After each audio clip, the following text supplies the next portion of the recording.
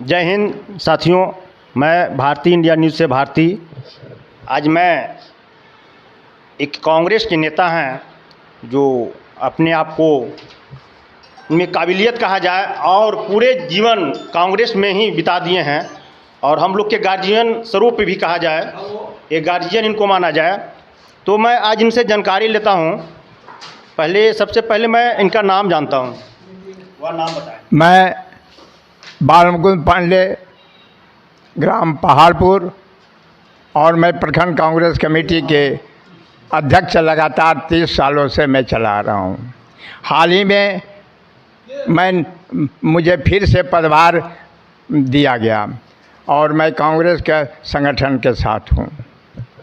मैं जानना चाहता हूं कि आपका बिहार में एक ही परिवार के यहाँ बार बार ईडी और सीडी का जांच लगातार, जब जब गठबंधन की सरकार आती है तब तब ईडी और सीडी की जांच होती है, ऐसा क्यों?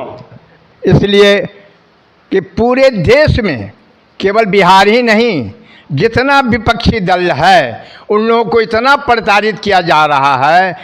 अब आप क्या सोचते हैं, इस बिहार में केवल लालू जी ही चारा घोटाला में चोर थे? इससे बहुत सारे लोग हिंदुस्तान में चोर कहलाए गए और इनको चोर कहा। कौन कौन व्यक्ति थे?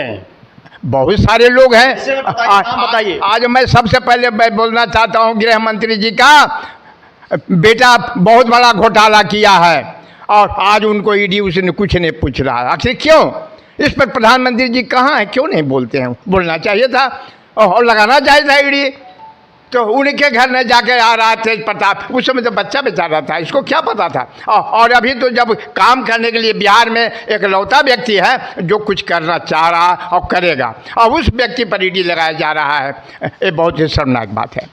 तो ने कहा जाए कि ये लोकतंत्र है कि राजतंत्र है? अरे एकदम लेनिनबाजी तंत्र है, ये लेनिनबाजी इसको कहा जाए, प्योर लेनिनबाजी। अनेक कहावत में है कि जिसकी लाठी उसकी भैंस। अरे वो लाठी भैंस तो नहीं, बंदूक जिसकी है, ये लोग सुसाइड करवा सकते हैं, कहीं भी कुछ करा सकते हैं।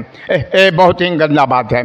आज अभी वर्तमान में जो राहुल गांधी के साथ जो हो रहा है, बहुत शर्म की बात है। पूरा राष्ट्र सर झुकाए हुए है और इस तरह से जो दंडित किया जा रहा है, ये बहुत ही अशोभनीय और बहुत ही बुरी बात है। और प्रजातंत्र में ऐसी घटना नहीं होनी चाहिए। कम से कम किसी आदमी को जब फांसी की सजा भी होता है उसको भी टाइम दिया जाता है और उसको भी कुछ पूछा जाता है। अब बिना पूछे आप उसका सदस्यता भी खत्म कर दिया। अब जब इसकी सजा नहीं हो रहा था तो जिस मजिस्ट्रेट को सजा सुना था, जब वो देखा कि ये सजा इसके पक्ष में जा रहा है राहुल का, तो उसको हटा दिया, रातों रात हटा के दूसरे मजिस्ट्रेट को बहाल करके उसे सजा सुनवाया गया। ये बहुत ही शर्म की बात है।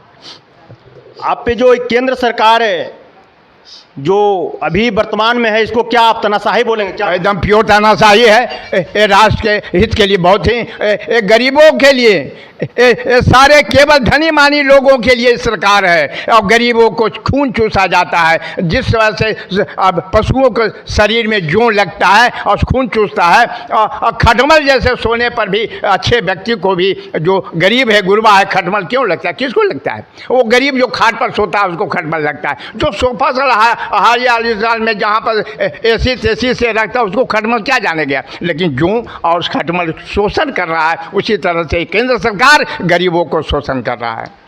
क्या आप लोगों को 2024 का तैयारी क्या चल रहा है? एकदम हम आवेंगे, कांग्रेस महागठबंधन आवेगा। कांग्रेस जहाँ भी गठबंधन है, यहाँ भी बिहार में भी गठबंधन कभी हटने नहीं जा रहा है। ये लाख ही उपाय कर लें, चाहे लालू जी को फिर जेल में डाल दें, तेजस्वी को जेल में डाल दें, किसी को भी कुछ कर दें, नीतीश कुमार को भी कुछ कर दें, लेकिन गठबंधन खत्म नहीं होगा और बिहार में भी बहुत अच्छा नतीजा देगा। और हम कहते हैं कि सारा MP गठबंधन का जाएगा और मोदी जी को पता चल जाएगा कि हम कितने बड़े क्या हैं। तानाशाही इनको नहीं चलेगा बिहार में, और भी नहीं कहीं चलेगा। और ये जाएंगे 1924 में 150 सीट भी लाना इनके लिए मुश्किल हो जाएगा।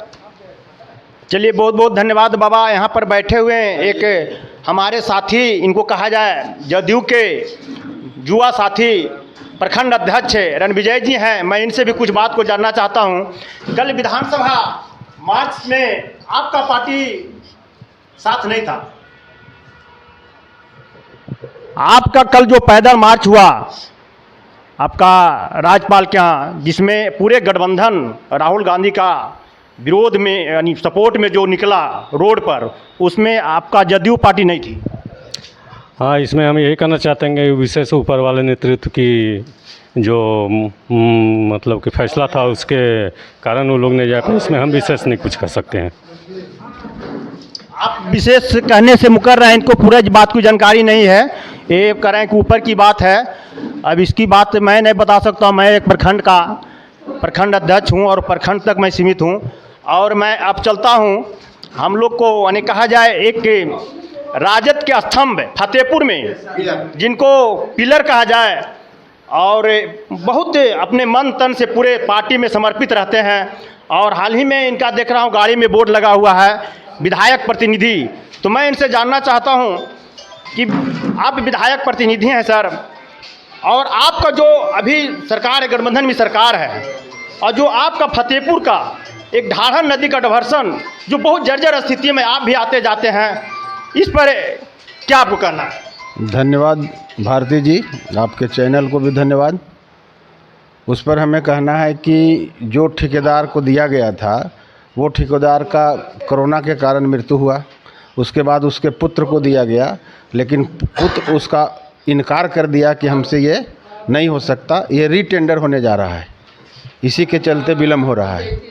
माननीय मंत्री जी से भी हम लोग को बात हुई थी, माननीय मुखिया जी लोग भी थे, हम भी थे, सब लोग के सामने बात हुई थी। उन्होंने एक्जीक्यूटिव इंजीनियर से चीफ इंजीनियर तक की बात हुई, लेकिन उन्होंने कहा कि आपका जो ठेकेदार था वो सरेंडर कर गया। इसी के चलते काम में बाधा हो रहा है। आपका 2024 का तैयारी क्या चल रहा है? 24 में हम लोग निश्चित रूप में महागठबंधन, हम जो 7 पार्टियां का है, उसमें एकदम निर्विवाद रहेगा और हम लोग करीबन 37 से 38 सीट जीतने जा रहे हैं। आपका तेजस्वी पर तो एफआईआर हो गया, हो सकता है जेल चल जाए, तो किस तरह से लड़ाई लड़िएगा? राजनीति में जेल जाना, एफआईआर होना ये स्वाभाविक है, लेकिन उप मुख्यमंत्री माननीय तेजस्वी जी के साथ जो हो रहा है वो बहुत ही गलत है, निंदनीय है। जबकि जिस समय का ये मामला है उस समय उनकी उम्र मात्र 13 से 14 वर्ष का था।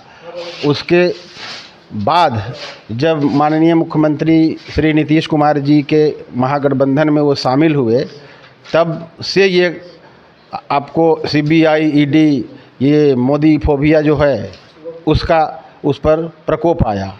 तो बीच में माननीय मुख्यमंत्री जी ने, आप जानते हैं कि हमारे मुख्यमंत्री जी लोकप्रिय हैं, उन्होंने कहा कि हम भ्रष्टाचार के साथ समझौता नहीं कर सकते। इसी बीच में वो गलतफहमी में हम लोग के साथ महागठबंधन से वो अलग हो गए। पुनः 6 बरस के बाद जब गठबंधन में आए तो फिर ईडी, सीबीआई तेजस्वी जी पर शुरू हो गया। तो माननीय मुख्यमंत्री जी का मैं डिबेट देख रहा था, जब वो विधानसभा से निकल रहे थे, तो आप ही के जैसे पत्रकार उनसे सवाल किया कि इस पर आपका क्या राय है। तो उन्होंने स्पष्ट रूप में कहा कि जब मैं एक बार 17 में इसी के चलते गठबंधन से अलग हुआ तो 7 बरस तक ये सीबीआई, ईडी क्या कर रहा था। मैं किसी हाल में गठबंधन से अलग नहीं होऊंगा और न गठबंधन तोड़ूंगा। इस पर काफ़ी चिंतित है हमारे विरोधी दल के जितने भी हैं, चाहे वो मोदी जी हों या अमित शाह जी हों, काफ़ी चिंतित है कि किसी तरह से 24 में कम से कम महागठबंधन अलग अलग हो जाए, ताकि मैं बिहार में अच्छा प्रदर्शन कर सकूं।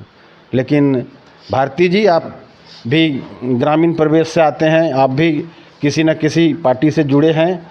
आपको निश्चित रूप में मैं बताता हूं कि यहाँ एनडीए को मुंह के खानी पड़ेगी बिहार में।